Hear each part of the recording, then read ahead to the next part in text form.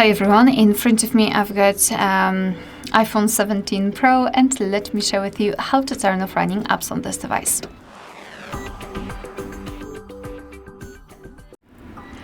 So first of all, we have to open the VerySense, and all you have to do that is to swipe your finger from the bottom to the center of your device and hold your finger somewhere here, so something like that. And here, after releasing the finger, you can see VerySense. Unfortunately, we do not have any kind of option to close all of those opened apps with one click, but the best you can do is to close 3 at the time.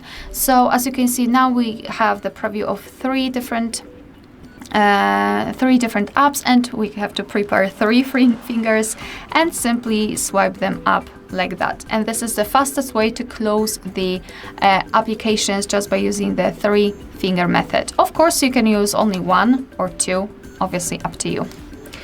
Alright, so that will be all. Thank you so much for watching. Please hit the subscribe button and leave the thumbs up.